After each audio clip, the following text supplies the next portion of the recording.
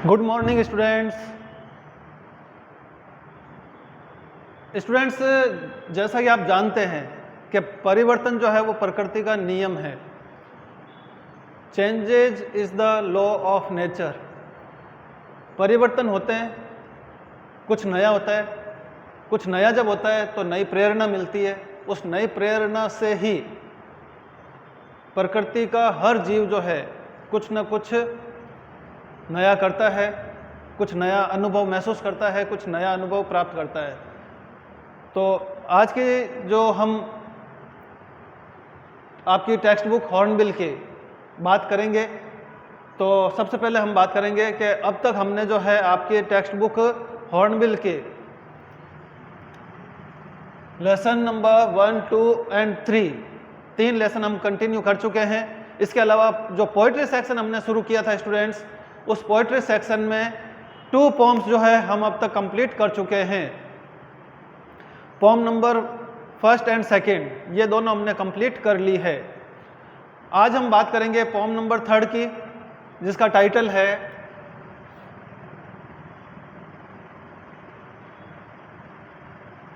The voice of the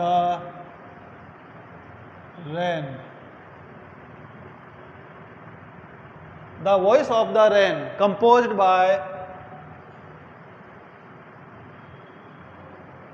Walt Whitman.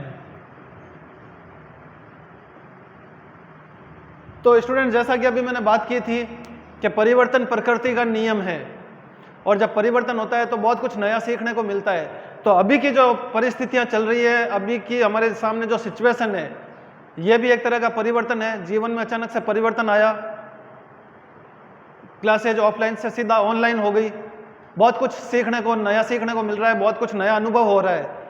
इसी सीखने सिखाने की कड़ी में, पढ़ने पढ़ाने की सीरीज में हम लगातार आप लोगों के लिए क्लासेज में, ऑनलाइन स्टडी की क्लासेज में जो है हम आपके लिए हर दिन नया आपके लिए मटेरियल लाने की कोशिश कर रहे हैं, आपको एक्सप्लेन करने की कोशिश कर रहे हैं, और उम्मीद कर रहे हैं कि आप इसको बड़े एंजॉय के साथ, बड़े उत्साह के साथ, आनंद के साथ इसको आप लर्न कर रहे हैं, सीख रहे हैं। तो स्टूडेंट्स, जैसा कि मैंने यहाँ पर टाइटल लिखा है poem number 3, the voice of the rain. वर्षा की आवाज, बारिश की आवाज। अगर हम बात करें बारिश की आवाज की, तो जब भी बारिश होती है तो वो बारिश जब बरसती है, चाहे वो धीमे हो, तेज हो, टप टप की आवाज उसमें आती है। लेकिन यहाँ पर जो है ये वॉइस जो है, इस वॉइस को अगर हम सीधी से बात करें तो यहाँ पर इस वॉइस का मतलब है आंसर, यानी उत्तर, बारिश का उत्तर। अब ये कैसे जो है बारिश का उत्तर होगा, बारिश की आवाज़ होगी, इसके बारे में भी अभी हम डिस्कस करेंगे। लेकिन पहले जो है इस पोएम का जो ट्रांसलेशन है, जो समरी है, उसके बारे में मैं आपको एक्सप्लेन कर दूं। इस पोएम में वॉल्ट विटमैन ने क्या कुछ बताया है, क्या कुछ मैसेज दिया है रीडर्स को, हमें क्या मैसेज दिया है, वो हम डिस्कस कर लेते हैं।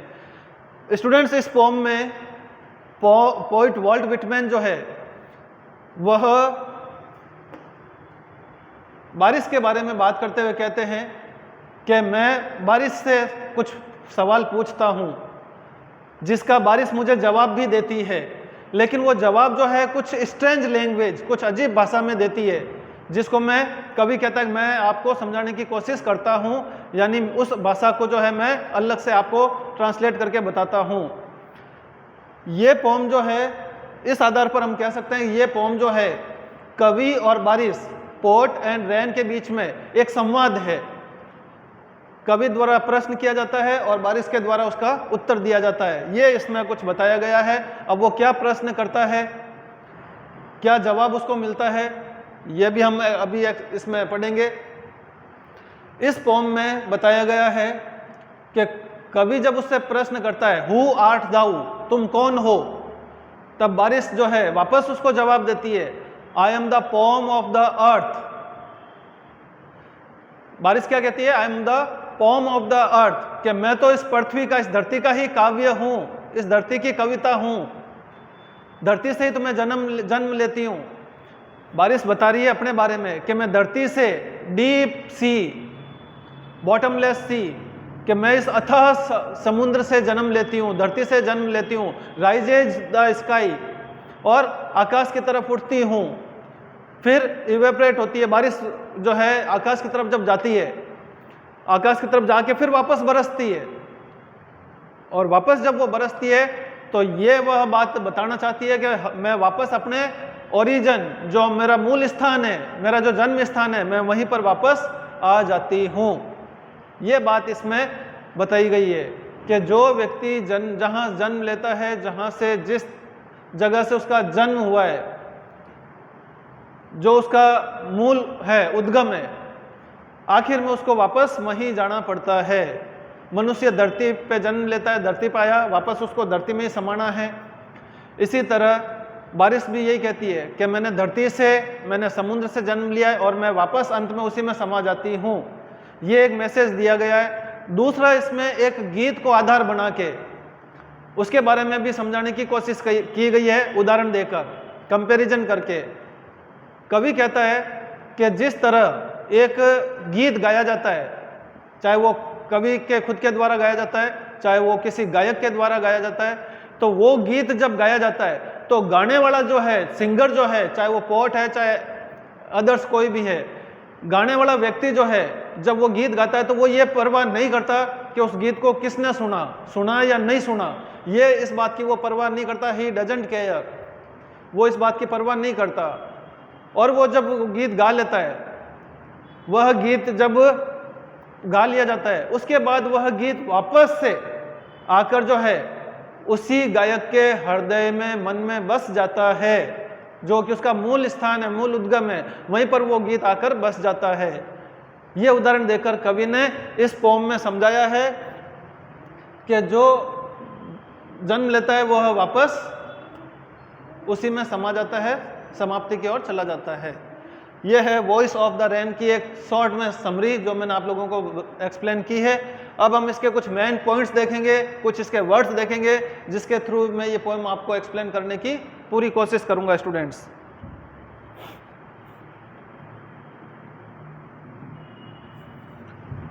सबसे पहले जो मेन पॉइंट्स हम लिखेंगे,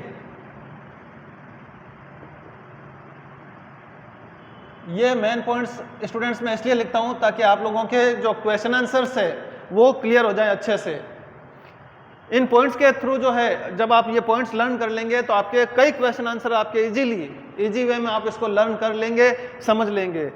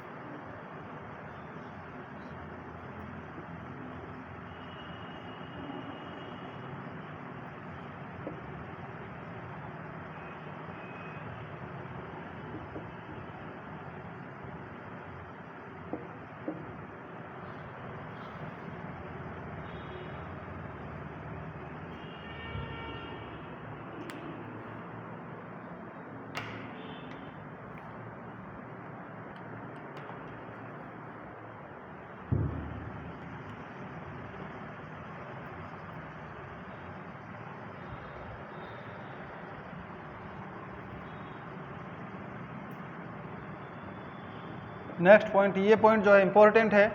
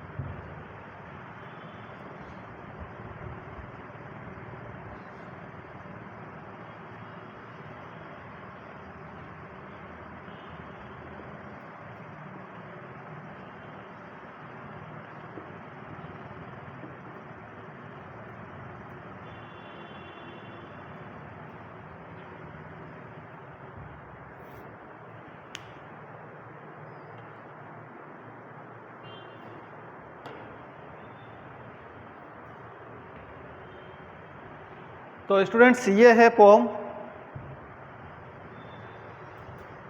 एक्सप्लेन कर देता हूँ सारे points.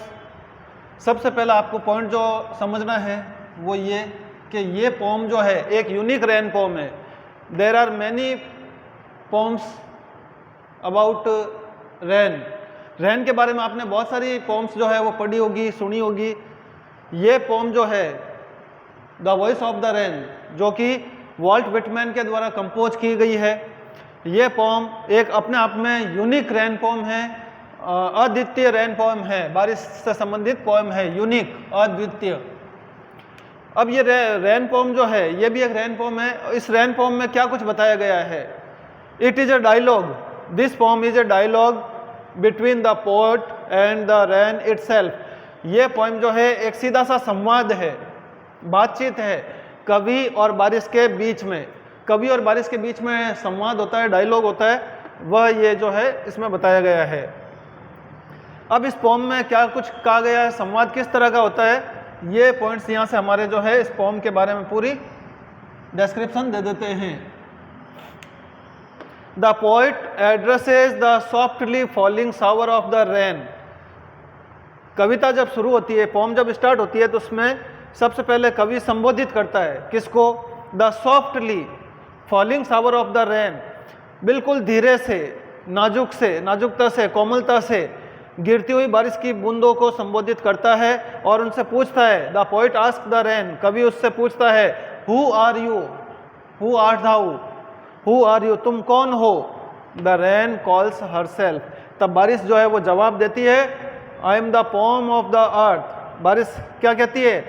The rain calls herself the pome of the earth, वह कहती है कि मैं पृथ्वी की कविता हूँ। ये पॉइंट आपको याद रखना है कि बारिश से जो है कवि को क्या उत्तर मिलता है, इंपॉर्टेंट पॉइंट है ये। I am the pome of the earth, मैं पृथ्वी का काव्य हूँ। अब वह अपने बारे में और क्या बताती है? She rises from the land and the bottomless sea, वह इस धरती से और अथाह समुद्र से जन्म लेती है, उठती है।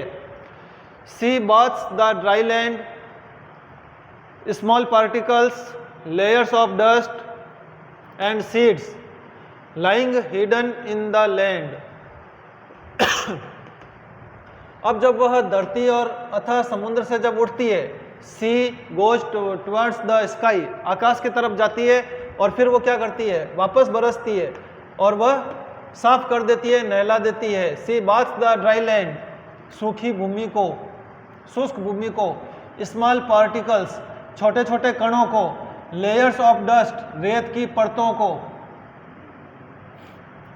पार्टिकल्स मीन्स कण, एंड सीड्स, और बीजों को, lying hidden in the land, जो कि भूमि में छुपे पड़े होते हैं, दबे पड़े होते हैं।